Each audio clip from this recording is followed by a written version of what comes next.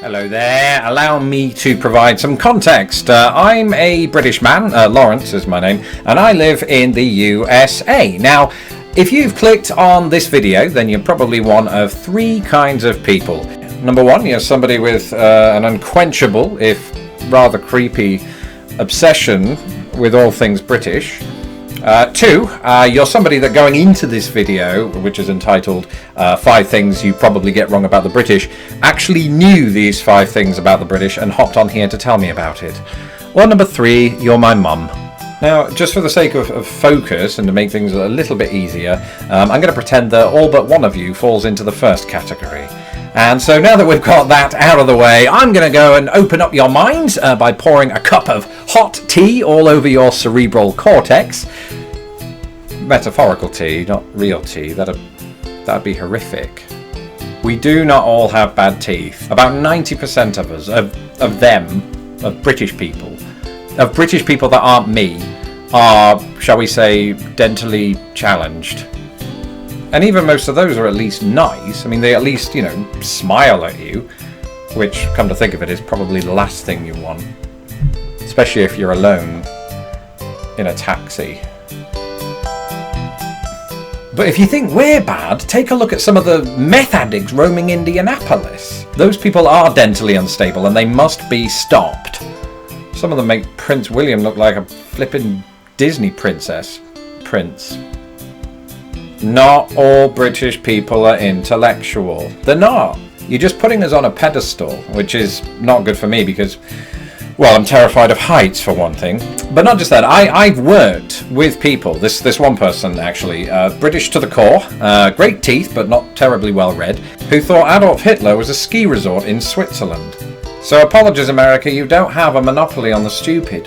The world has plenty to go around. And why do Americans think we're intellectual anyway? Is it the accent? Is it? Because if it is, then let's do an experiment, okay? Let's put you in a room full of Geordies and see how you feel then. Now, I'm not insinuating that Geordies can't be intellectual. I actually know quite a lot of very, very clever people from Newcastle. It's just that nobody in America is ever going to understand a word you're saying. The point is, America, we don't all talk like King George VI, who had a speech impediment, I've just realised. Very poor example. Okay, I will grant you this. We are a nation of tea lovers. But to tar us all with the same brush is just plain racism. Except without the race part, obviously. In other words, you're a bunch of ists. Now, nobody has time for an ist. Except Germans. I, for one, and admittedly the National Tea Brigade have tried to extradite me back to England for this very thing, I am pretty much indifferent to tea. There, I said it. Now, that doesn't mean that I get all offended by the millions of Brits who accept tea as their lord and personal saviour. It's just that I don't need tea in my own life. And that, ladies and gentlemen, is the difference between a humanist and an ist. Just realised that humanist also ends in ist. Bugger. Okay, I'll admit it. I do say sorry when somebody bumps into me, and I do have this habit of thanking cash machines. But that doesn't mean that all Brits are so needlessly polite. Again, if you're going to tar us, use different brushes, okay? It works wonders for Bob Ross. In fact, no, just don't tar anybody. It's a horrible practice and it can leave the victim very terribly burned, and I've just realised that I'm confusing metaphors with reality again. The point is, not everybody in the British Isles is polite, especially on match day.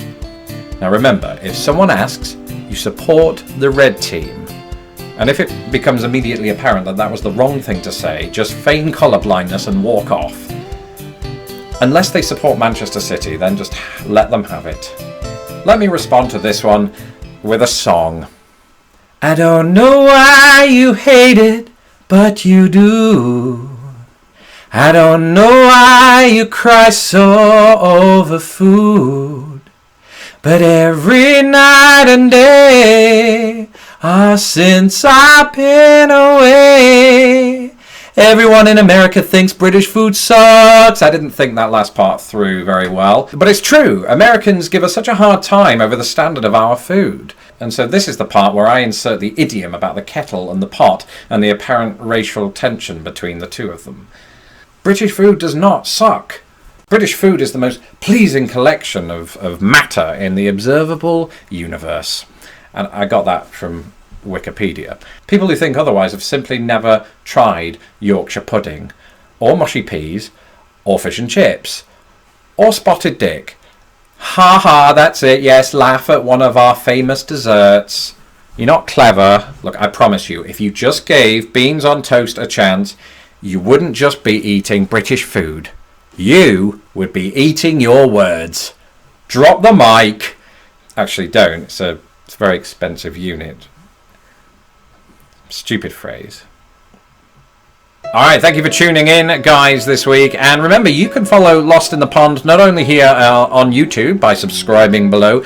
You can also follow us over at Facebook, Twitter, Google+, Instagram, Pinterest. And you can also go to lostinthepond.com.